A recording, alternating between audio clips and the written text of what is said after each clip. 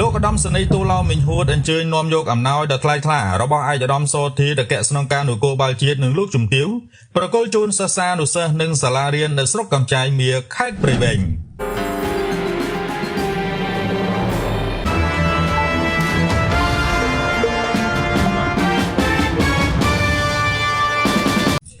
នាព្រឹកថ្ងៃសៅរ៍ទី4ខែកក្កដាឆ្នាំ2026លោកឧត្តមសេនីយ៍ទូឡៅមីងហួតប្រធាននាយកដ្ឋាននគរបាលចរាចរណ៍និងសណ្ដាប់ធ្នាប់សាធារណៈនៃក្រសួងមហាផ្ទៃតំណាងដល់ខ្ពង់ខ្ពស់ឯកឧត្តមសោធីអគ្គស្នងការនគរបាលជាតិបានអញ្ជើញនាំយកអំណោយដ៏ថ្លៃថ្លារបស់ឯកឧត្តមនិងលោកជំទាវប្រគល់ជូនលោកនាយកលោកគ្រូអ្នកគ្រូ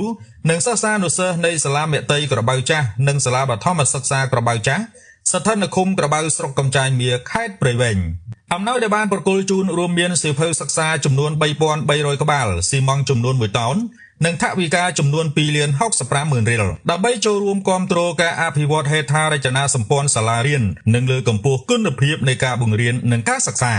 នៅក្នុងឱកាសនោះលោកឧត្តមសេនីយ៍ទូឡៅមីងហួតបានពំនាំដល់ការផ្ដាំផ្ញើសួរសុខទុក្ខនិងការយកចិត្តទុកដាក់ពីសំណាក់ឯកឧត្តមសោធីអគ្គស្នងការនគរបាលជាតិនិងលោកជំទាវ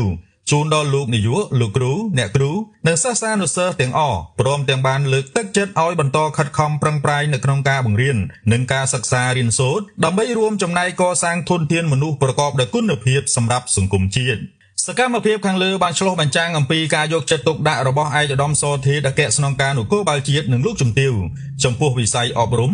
តាមរយៈការគាំទ្រជាបន្តបន្ទាប់ដល់សាលារៀនលោកគ្រូអ្នកគ្រូនិងសិស្សានុសិស្សនៅតាមមូលដ្ឋានសម្ដៅរួមចំណែកលើកម្ពស់គុណភាពអប់រំនិងការអភិវឌ្ឍធនធានមនុស្សប្រកបដោយចីរភាព